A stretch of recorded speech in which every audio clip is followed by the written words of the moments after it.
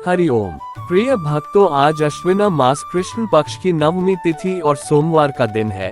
आज जितिया व्रत का तीसरा दिन है। उम्मीद है आप सभी माताओं बहनों ने जितिया व्रत पूरी श्रद्धा से रखा होगा।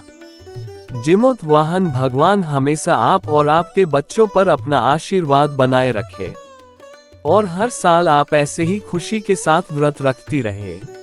जितिया व्रत पुत्र की सुरक्षा के लिए करते हैं और बदलते समय के साथ माताएं पुत्री और पुत्री दोनों के लिए रखने लगी हैं, जो प्रशंसनीय है। जितिया व्रत का ये पर्व 3 दिन तक होता है। अश्विन मास कृष्ण की सप्तमी तिथि से नवमी तिथि तक व्रत रखना जितना महत्वपूर्ण होता है, उतना ही व्रत खोलना भी होता है। जब तक व्रत का पारण नहीं होता तब तक व्रत पूर्ण नहीं माना जाता है। ऐसे ही जितिया व्रत की पारण कथा सुनना भी जरूरी होता है। जैसे व्रत के 2 दिनों तक कथा सुनी जाती है, ऐसे ही पारण कथा भी सुननी चाहिए। आइए सुनते जितिया व्रत की पारण कथा और पारण की विधि। एक गांव में सोमवती नाम की महिला अपने पति के साथ रहती थी। विवाह के कुछ वर्षों बाद उन्हें एक बेटा हुआ, लेकिन कुछ समय बाद ही किसी बीमारी के कारण सोमवती के पति की मृत्यु हो गई। तो अब वह सोचने लगी कि अब उसका और उसके बच्चे का पालन पोषण कैसे होगा। वह बहुत गरीब थी, इसलिए सोच सोचकर बहुत दुखी रहने लगी। तब उसके आसपास के लोगों ने उस पर और उसके बच्चे पर तरस खाकर काम के बदले अनाज और धन देना शुरू कर दिया। दिन में काम करने के बाद जो भी मिलता, उसी से दोनों अपना गुजारा करने लगे। धीरे धीरे अश्विना का महीना शुरू हो गया। तब सोमवती की पड़ोसन ने उसे कहा, बहन, जितिया का व्रत आ रहा है, तुम भी इस व्रत को रखना। इस दिन जीमूत वाहन भगवान और चील सियारीन की पूजा की जाती है। इस व्रत को करने से बच्चे दीर्घायु होते हैं और यह व्रत निर्जला रखा जाता है। जो इस व्रत को श्रद्धा के साथ रखती है, उन्हें बच्चे का वियोग नहीं सहना पड़ता और तुम्हारा तो सहारा ही तुम्हारा बेटा ही है। तो इसकी सलामती के लिए तुम इस व्रत को जरूर रखना। तब सोमवती ने सोचा कि पड़ोसन सही बोल रही है, मैं अपने बेटे के भविष्य के लिए ये व्रत जरूर रखूंगी। पड़ोसन ने सोमवती को सारा विधान बता दिया। फिर सप्तमी के दिन सोमवती ने अपने घर का जल्दी उठकर सारा काम निपटा दिया। फिर पड़ोसियों के घर जाकर जल्दी जल्दी सारा काम निपटा लिया और शाम को अपने घर आई। उस दिन उसे काम के बदले टूटे फूटे चावल मिले। शाम के समय उसने वही चावल उबाल लिए। उनमें से एक हिस्सा भगवान जीमूत वाहन के लिए निकला और एक हिस्सा अपने बेटे को दे दिया और उनमें से कुछ चावल रात भर के लिए भिगो दिया। इस तरह नहाय खाए का दिन बीता और रात होने पर सो गई। अगले दिन सुबह होने पर वो जल्दी उठी और रात भर जो चावल भिगोए थे, उसका थोड़ा सा पानी पीकर फिर से सो गई। थोड़ी देर बाद वो उठी और अपने घर का काम निपटाने लगी और उसके बाद उसने जितिया व्रत का संकल्प लिया और पूजा की। आज वह काम करने पड़ोसियों के घर नहीं गई, क्योंकि उसने आज निर्जला व्रत रखा था। रात में जो चावल भिगोए थे, उन्हें उबाला और अपने बेटे को खिलाए और स्वयं निर्जला व्रत रखा। शाम को उसने चील सियारीन और जीमूत वाहन भगवान की मूर्ति बनाकर उनको भोग लगाया और व्रत की कथा सुनी। इस प्रकार उसका व्रत वाला दिन भी बीत गया। उस रात भी उसने थोड़े चावल उबालकर अपने बेटे को खिलाए और एक हिस्सा जीमूत वाहन भगवान और चील सियारीन के लिए निकाला। इस प्रकार अपने बेटे को खाना खिलाकर वह सो गई। अगले दिन फिर से वह जल्दी उठी और घर का निपटाया और रात के बचे बासी चावल अपने बेटे को खिलाए। फिर अपने पड़ोसियों के घर में काम करने के लिए जाने की तैयारी करने लगी। जब वह पड़ोसियों के घर काम करने जाती तो अपने बेटे को वही पड़ोसियों के घर के पास खेत या बगीचे में खेलने को कह दिया करती। जब तक वह पड़ोसियों के घर में काम करती तब तक उसका बेटा वही खेला करता। काम निपटने के बाद वह अपने बेटे को लेकर घर आ जाया करती। काम के बदले जो अनाज मिलता उसी को बनाकर दोनों माँ बेटे खा लिया करते थे। उस दिन भी जब वह अपने घर से जल्दी जल्दी काम निपटा रही थी, तो उसने अपने बेटे को पास के बगीचे में खेलने को भेज दिया और बोला कि बेटा, मैं भोजन करके पड़ोसियों के घर जाऊंगी और काम काज निपटा कर तुम्हें वापस आते हुए ले आऊंगी।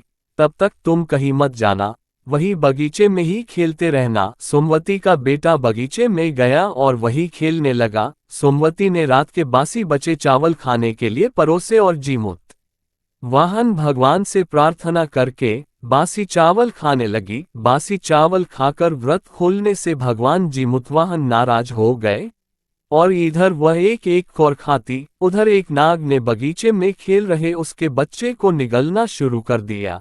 जब सोमवती ने अपनी थाली में रखा आखिरी कौर खाया, तब नाग ने उसके बेटे को पूरा निगल लिया। इस बात का पता सोमवती को नहीं चला। वह जल्दी जल्दी खाना खाकर घर का काम निपटा कर पड़ोसियों के घर काम करने चली गई। दिन भर काम किया। काम करने के बाद दोपहर के समय जब वह घर आने को चली, उसने बगीचे में जाकर अपने बेटे को आवाज दी कि चलो बेटा, अपने घर चले गए। उस दिन भी सोमवती को पड़ोसियों के घर से टूटे फूटे चावल ही मिले, लेकिन आवाज देने के बाद भी उसका बेटा उसको कहीं नजर नहीं आया। सोमवती ने पूरे बगीचे में ढूंढा, लेकिन वह उसको कहीं भी नहीं मिला। वह परेशान हो गई कि आखिर उसका बेटा कहाँ चला गया। वह भाग भाग कर पड़ोसियों के घर जाती, अपने बेटे के बारे में पूछती, लेकिन सभी लोगों ने मना कर दिया कि उसका बेटा तो यहाँ नहीं आया। सोमवती जोर से रोने लगी, क्योंकि उसका बेटा उसको मिल ही नहीं रहा था, जो उसका इकलौता सहारा था। उसने पूरे गांव में उसको ढूंढा और थक हार कर उसी बगीचे में एक पेड़ के नीचे बैठकर जोर जोर से रोने लगी। जब वह रो रही थी, तब जीमूतवाहन भगवान एक बूढ़ी माई का रूप लेकर उसके पास आए और उससे प्यार से पूछने लगे, बेटी क्या बात है, क्यों रो रही हो? तब सोमवती बोली, माई क्या बताऊं, मेरा इकलौता बेटा था, यही बगीचे में खेल रहा था, बहुत ढूंढने पर भी मिल ही नहीं रहा, पता नहीं कहाँ चला गया। मैंने तो कोई जितिया का निर्जला व्रत रखा था, इस आस से कि जितिया का व्रत रखने से बच्चों की लंबी उम्र होती है। जीमूतवाहन भगवान बच्चों की रक्षा करते हैं, लेकिन ये व्रत तो मुझ पर उल्टा पड़ गया। व्रत रखने के अगले दिन ही मेरा लाल खो गया। मैं कहाँ जाकर उसे ढूंढूं, ये कहकर सोमवती और जोर जोर से रोने लगी। तब बूढ़ी माई ने सोमवती से पूछा, बेटी बताओ, तुमने जितिया का व्रत कैसे रखा था? व्रत क्या खाकर खोला था? तो सोमवती, जो बहुत भोली थी, उसने अपनी गरीबी का हाल बताकर बूढ़ी माई को सभी बात बताई कि बूढ़ी माई, खाने को तो मेरे पास कुछ नहीं था, मैंने निर्जला व्रत तो रख लिया, लेकिन व्रत खोलते समय रात के बासी बचे चावल भगवान को भोग लगाकर खुद भी खाकर व्रत को खोल लिया। तब बूढ़ी माई बोली कि सोमवती, जितिया व्रत जब भी रखो, व्रत खोलते समय ताज़ा और गर्म खाना खाना चाहिए, चाहे ताजे उबले चावल ही क्यों ना हो। तुम्हें बासी बचे चावल खाने से ही तुम्हें दुख उठाना पड़ रहा है। व्रत में बासी भोजन करने से ये व्रत टूट जाता है। ये व्रत कभी पूर्ण नहीं होता, इसलिए तुम 1 साल का इंतजार करो। अगले साल तुम जितिया का व्रत करना और व्रत पूर्ण के दिन गर्म ताज़ा खाना खाकर व्रत खोलना। सोमवती को अपनी गलती का पश्चाताप हुआ। उसने किसी तरह 1 साल का समय निकाला। अगले साल फिर से जितिया व्रत आया। सोमवती ने किसी तरह रोते गिड़गिड़ाते जीमूतवाहन भगवान से प्रार्थना की, मेरे बेटे को मुझे लौटा दो, मैं श्रद्धा से निर्जला व्रत रखूंगी।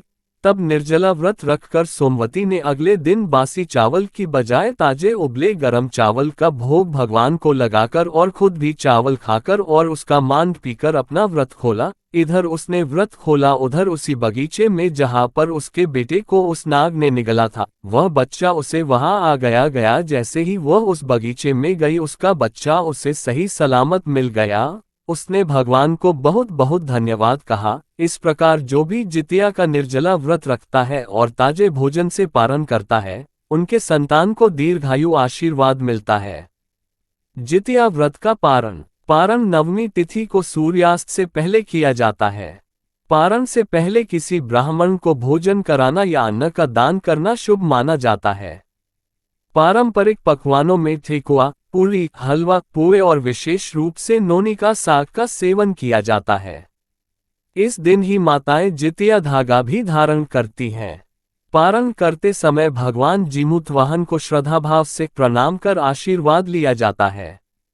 आपको हमारी ये वीडियो पसंद आए तो हमारा चैनल सब्सक्राइब करें, वीडियो को शेयर जरूर करें।